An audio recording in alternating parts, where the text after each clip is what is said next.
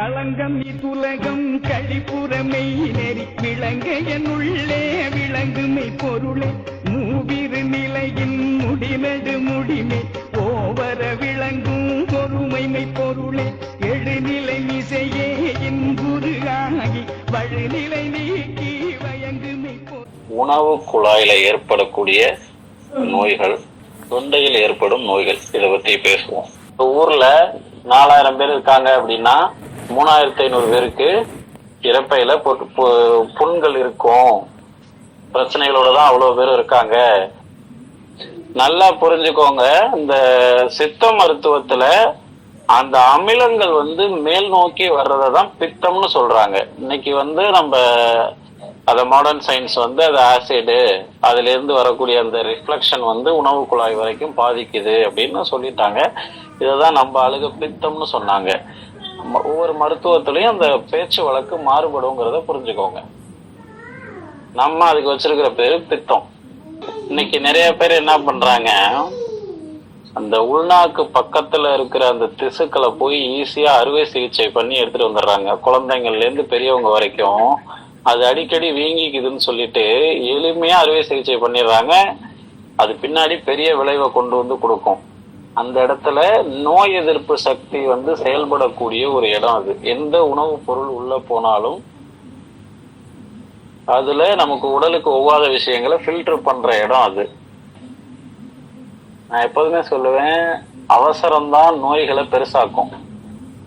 அந்த மாதிரி கொஞ்சம் கூட தொந்தரவை பொறுத்துக்க முடியாம உடனடியாக அதை அறுவை சிகிச்சை பண்ணி அப்புறப்படுத்திடணும் அப்படின்னு நினைச்சோம்னா அதனால பின்னாடி பெரிய விளைவை சந்திக்க வேண்டியிருக்கும்.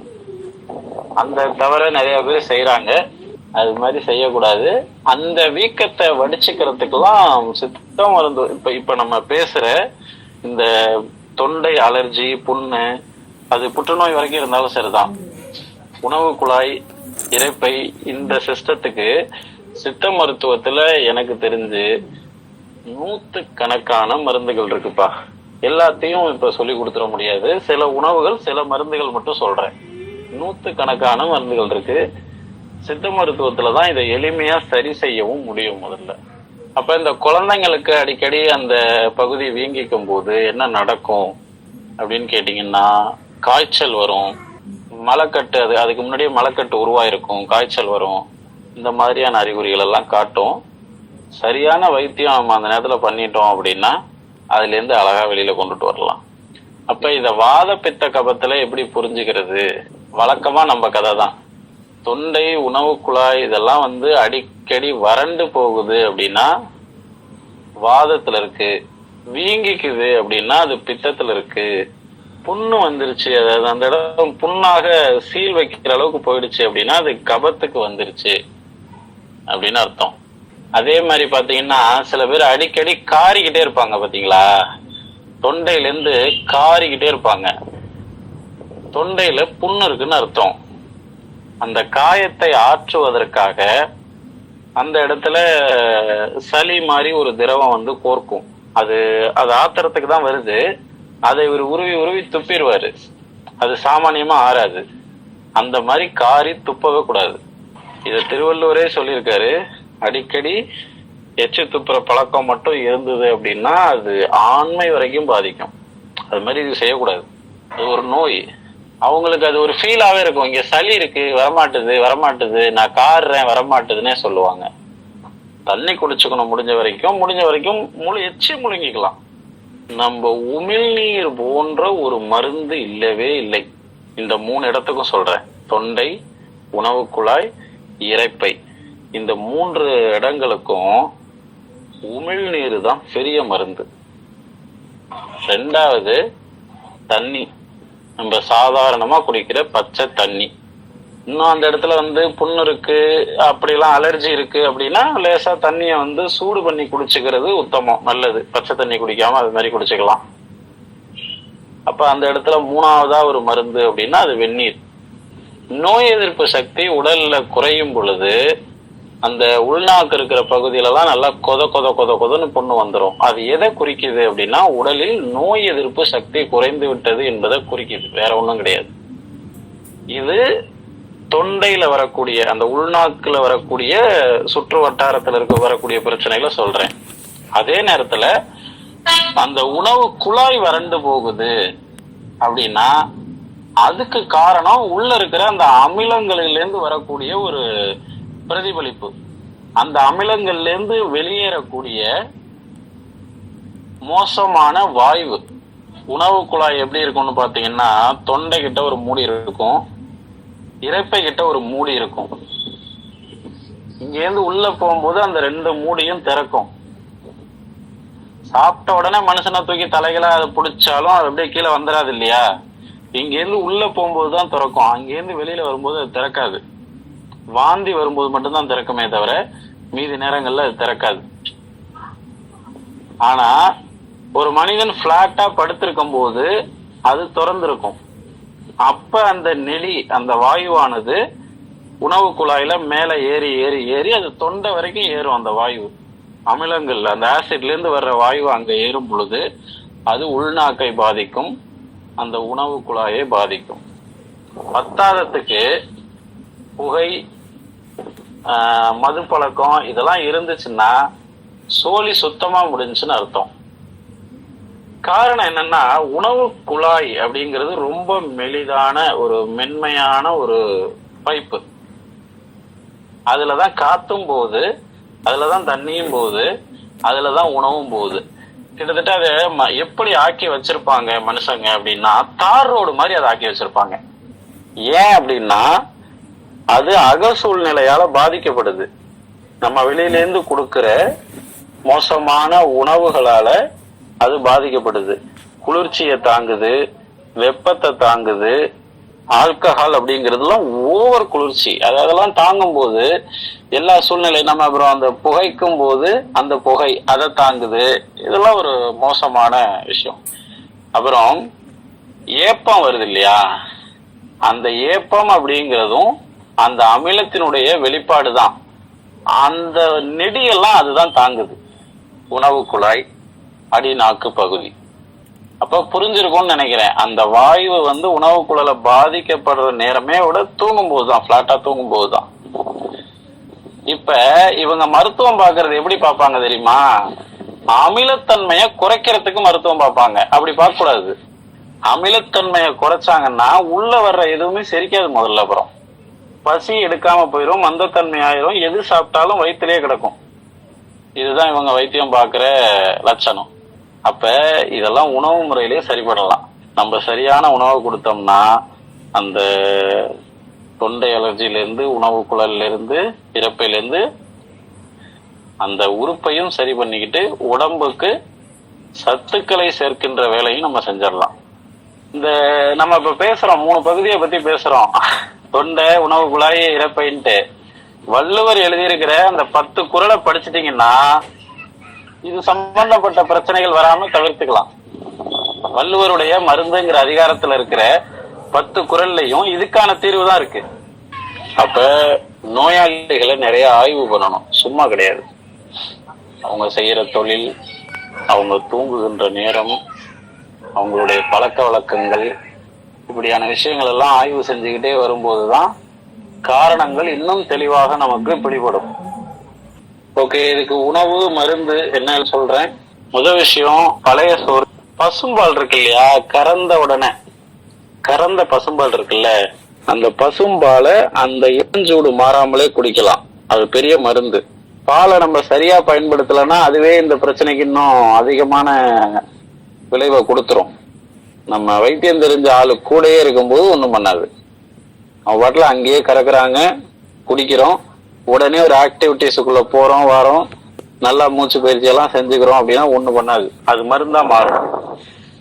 அதை விட்டுட்டு அதை காய்ச்சி சர்க்கரை போடுற வேலையெல்லாம் வச்சுக்கிட்டோம் அப்படின்னா கஷ்டம். ஒயிட் சுகர்லாம் இந்த வயிற்று புண்களை ஆறவே விடாது. அதுக்கு பதிலாக எல்லாரும் வெல்லம் ஓகே அப்படின்னு நினைச்சுக்கிட்டு வெல்லத்தை எடுத்து அள்ளி கொட்டிக்கிட்டு இருப்பாங்க. அதுக்கு மேல அதுக்கு வெள்ளை சர்க்கரையே பரவாயில்லன்னு சொல்லிடலாம். அந்த மாதிரிலாம் செய்யக்கூடாது. அப்ப பசும் பால், அனைத்து வகையான கீரைகளும் கிட்டத்தட்ட கீரைகள் நிறைய இருக்கு, 100க்கும் மேற்பட்ட கீரைகள் இருக்கு. உங்களுக்கு தெரிஞ்சதெல்லாம் ஒரு 4-5 தான் தெரியும், மிஞ்சி போனா 10 தெரியும் உங்களுக்கு. 100க்கும் மேற்பட்ட கீரைகள் இருக்கு. அனைத்து கீரைகளும் வயிற்று புண்களை ஆற்றும், இரைப்பையில் சுரக்கின்ற அமிலங்களை உடம்புக்கு தேவையான அளவில் அது வச்சிருக்கும். அதுல சிறுகீரை, பொன்னாங்கண்ணி, மணத்தக்காளி, அகத்திக்கீரை எல்லாம் வயிற்று புண்ணு ஆத்துறதுக்குன்னே பிறந்த ஒரு மூலிகை. தண்டுக்கீரை, பசலைக்கீரை, தேங்காய் பால். அப்புறம் இந்த தொண்டை அலர்ஜிக்கெல்லாம் என்ன பண்ணிக்கலாம் அப்படின்னா, நல்ல ஒரிஜினல் மிளகை வாங்கி நல்லா இடிச்சு ஒரு பொடி மாதிரி பண்ணி அதை தேன்ல கலந்து உள்நாக்கு பகுதிகளில் வச்சுக்கிட்டீங்கன்னா சூப்பரான மருந்து. சங்கு பற்பம் அப்படின்னு ஒண்ணு விற்கும் நாட்டு மருந்து கடையில. சங்கு பற்பம் அது இந்த சிஸ்டத்துக்கு ஒரு அருமையான மருந்து. கற்பூரவல்லி சாறு, தேனு, ஒரு 2 மிளகு, கொஞ்சமா சீரகம், இது எல்லாத்தையும் மிக்ஸ் பண்ணி முடிஞ்சா இளம் சூடு பண்ணிக்கலாம். இளஞ்சூடா, ரொம்ப நெருப்புல போட்டுறாம இளம் சூடா பண்ணிட்டு அதை நாக்குல தடவிட்டே வரும்போது இந்த சிஸ்டத்தை அது சூப்பரா சரி செய்யும். துளசி இந்த சிஸ்டத்துக்கான ஒரு மருந்து. இந்த அமிலம் தொடர்பான, உணவு குழாய் தொடர்பான, தொண்டை அலர்ச்சி தொடர்பான பிரச்சனைகளுக்கு மருந்து துளசி. கண்டங்கத்திரி இதுக்கு ஒரு பெரிய மருந்து. கண்டங்கத்திரி கண்டத்தில் இருக்கின்ற நோய்களை கத்தரிப்பது. சித்த மருத்துவத்துல கண்டம் அப்படின்னா கழுத்து. அதிமதுரம் இந்த பிரச்சனைகளுக்கு ஒரு மாமருந்து. பன்னீர், ரோஜா, குல்கந்து இதெல்லாம் பண்ணணும்னா எல்லா பிரச்சனையும் சரியாகும். துர்நாற்றம், வாயு கோளாறு அத்தனையும் சரியாகும். அத்தனைக்குமான தீர்வு இது. திரும்பவும் சொல்றேன், இதை நீங்க கடைபிடிக்கணும்னா முறைப்படி எனக்கு போன் பண்ணி கன்சல்டிங் ஃபீஸ் கொடுத்து கேட்டு தெரிஞ்சுக்கணும். அப்புறம் தூதுவளை, இது ஒரு மருந்து. தூதுவளை, பசு நெய், நாட்டு மாட்டு பசு தான் நான் சொல்றேன். தேனு, இது 3ஐயும் நல்லா மிக்ஸ் பண்ணி நல்லா சாறு எடுத்துக்கணும். தூதுவளை சாறு, தேனு, நாட்டு பசு நெய், இதை எடுத்து பயன்படுத்தலாம். அப்புறம் ஆடாதொடை மணப்பாகு, உங்களுக்கு எல்லாம் தெரியும் இல்லையா, நம்ம ஒவ்வொரு ஆர்கனுக்கும் ஒரு பிரத்யேகமான மூலிகையை படிச்சுக்கிட்டே வருவோம். அது மாதிரி இந்த உணவு குழாய்க்குன்னே இருக்கிற ஒரு மூலிகை அப்படின்னா அது ஆடாதொடை. பாடாத தொண்டையும் பாடும்லாம் சொல்லுவாங்கல்ல, ஆடாதொடைக்கு பாடாத தொண்டையும் பாடும். ஆடாதொடை எப்படி பண்ணுவாங்க, ஆடாதொடை சாறு எடுத்து பாகு காய்ச்சி தேன் கலந்து அதை ஒரு பாகு மாதிரி செஞ்சுக்குவாங்க. அதனாலதான் அது மணப்பாகு. செஞ்சு வச்சுக்கிட்டோம்னா அது ஒரு 6 மாசத்துக்கு அது பாட்டுக்கு கெடாது, எடுத்து நம்ம பாட்டுக்கு பயன்படுத்திட்டு இருக்கலாம். மணப்பாகு மாதிரியே இன்னொரு மருந்து அதிமதுரம், மிளகு. இதை தேவையான குவான்டிட்டியில எடுத்துக்கணும். எடுத்துக்கிட்டு அது ஒரு ஆளுக்கு செய்ய போறீங்களா இல்ல மொத்தமா செஞ்சு கொடுக்க போறீங்களா, 2-3 பேருக்கு செய்ய போறீங்களாங்கிற குவான்டிட்டி பார்த்துக்குங்க. மிளகு ரொம்ப தூக்கிடக்கூடாது, அதிமதுரம் தான் கூடுதலா இருக்கணும். அதிமதுரத்துக்கு துணை செய்யற மாதிரி மிளகு இருக்கணும். பனங்கற்கண்டு, இத 3ஐயும் நல்லா பொடிச்சு தேன்ல கலந்து சாப்பிடலாம். இல்லைன்னா ஒரு வெந்நீர்ல கலக்கி கூட அது அழகா குடிக்கலாம். அப்புறம் இன்னொரு மருந்து, பூண்டு எடுத்துக்கணும். அது எந்த பூண்டா இருந்தாலும் ஓகே தான், மலை பூண்டு அப்படி இப்படின்னு 2-3 வகை இருக்கு, அது எது வேணாலும் ஓகே தான். எடுத்துக்கிட்டு அதை ஒரு காட்டன் துணியில போட்டு நல்லா இடிச்சு சாறு எடுத்துக்கணும். பூண்டு சாறு அதோட தேனு, இது 2ஐயும் மிக்ஸ் பண்ணி வச்சுக்கிட்டே வந்தோம் அப்படின்னா ஒரு நல்ல மருந்து. நெல்லிக்காய் இதுக்கு ஒரு நல்ல மருந்து. அப்புறம் பாத்தீங்கன்னா மஞ்சள் இருக்கு இல்லையா, மஞ்சளை நெருப்புல காட்டி சுட்டு அதனுடைய புகைய நாசியில நம்ம உள்ள இழுத்தோம் அப்படின்னா இந்த பகுதிகள்லாம் நல்லா ஹீல் ஆகும். ஓகேவா? அதனால இப்ப இன்னைக்கு சொன்னதெல்லாம் ரொம்ப கம்மி தான். சித்த மருத்துவத்துல இது மாதிரி ஏகபோகமான விஷயம் இருக்கு. இந்த அமிலத்தை கூட சமாளிக்க முடியலன்னா அதெல்லாம் வைத்திய முறையே கிடையாது. புரியுதா? எந்த மருத்துவ முறையாக இருந்தாலும் இங்கதான் எல்லா விதமான சூட்சமும் இருக்கு. உடம்பில் அமிலத்தன்மையும் காரத்தன்மையும் சீராக இருந்தால்தான் நல்லா இருக்கும். ஒரு நாளைக்கு இவ்வளவு தூரம் தண்ணி குடிக்கிறது எதுக்கு? தண்ணி இழுக்கிறது எதுக்கு? அமிலத்தன்மை அதிகமாயிருச்சு, அதை பேலன்ஸ் பண்ணிக்கிறதுக்கு உடம்பு தண்ணி கேக்குது. அப்புறம் ஓமா வாட்டர் எடுத்துக்கலாம். வயிறை சரி பண்றதுக்குன்னே வயிற்றுல இருக்கிற எல்லா உபாதைகளையும், இப்ப இந்த ஓமம்னு வரும் பொழுது உங்களுக்கு சிறுகுடல் பெருகுடல் மொத்தமா அந்த ஹோல் சிஸ்டம், ஜீரண சிஸ்டம் முழுசாவே சரி பண்ணக்கூடிய ஆற்றல் ஓம தேநீருக்கு உண்டு. அப்புறம் சோம்பு, சீரகத்தை விட இந்த மாதிரியான சிக்கல்களுக்கு சோம்பு ஒரு அற்புதமான மருந்து. குடிநீராக்கியும் குடிக்கலாம், அல்லது அதை பொடிச்சு தேன்ல கலந்து சாப்பிடலாம். கொய்யா இலை குடிநீர், கொய்யா இலையை பறிச்சு போட்டு நல்லா அதை கொதிக்க விட்டு அந்த சாரம் தண்ணிக்குள்ள இறங்கணும்னு முடிஞ்சா அதுல ஒரு 2-3 மிளகு கொஞ்சோண்டு சீரகம் போட்டு நல்லா கொதிக்க வச்சு வடிகட்டி குடிக்க கொடுத்தீங்கன்னா அருமை. அதே மாதிரி இஞ்சி தேன் ஊறலும் இதுக்கு அருமையான மருந்து. எண்ணெய் பயன்பாடு இல்லாம இன்னைக்கு யாரும் சமைக்கிறதே கிடையாது. ஆனா அதுல கொஞ்சம் அக்கறை இல்லாம இருந்தோம் அப்படின்னா இந்த அமிலக்கழிவு எளிமையா அதிகரிக்கிறதுக்கு வாய்ப்பு இருக்கு. மூச்சு பயிற்சி அப்படிங்கிற ஒரு விஷயத்த உங்க உடம்புக்கு செட் ஆகுற மாதிரி கத்துக்கிட்டீங்கன்னா இதை ஈஸியா சமாளிச்சிடலாம். இப்ப என்ன நடக்குது சமுதாயத்துலன்னு சொல்றேன். ஏன் மூச்சு பயிற்சினால இதை சரி பண்ணிக்க முடியலன்னு சொல்றேன். ஒரு நோயாளிங்கிறவன் பயங்கரமான பிரஷர்ல இருப்பான். எப்போதுமே மண்டைக்குள்ள 900 விஷயங்கள் ஓடிக்கிட்டு இருக்கும். அவனை கூட்டிட்டு நீ மூச்சு அடக்கு, மூச்சை இழு அப்படின்னா அங்க மயிரை கூட வேலை செய்யாது. அதே நேரத்துல ஒருத்தரை நம்ம கூடவே வச்சிருந்து அவரோட மனப்பூர்வமா ஒரு ஃப்ரெண்ட்லியா பேசி அவருக்கு மனசுக்கு பிடிச்ச மாதிரி முதல்ல நம்ம மாற்றிட்டு நம்ம சொல்ல சொல்ல அவரு சில பழக்க வழக்கங்களை மாத்திக்கிட்டாருன்னா ஒரு 10 நாள் பிரம்ம முகூர்த்தத்துல எந்திரிச்சு மூச்சு பயிற்சி செஞ்சா இந்த பிரச்சனை எல்லாம் காணா போயிரும். 10 பைசா செலவு இல்லாம. இந்த அமிலத்தன்மையை அப்படியே டைல்யூட் பண்ற ஆற்றல் அதிகாலை காத்துக்கு இருக்கு.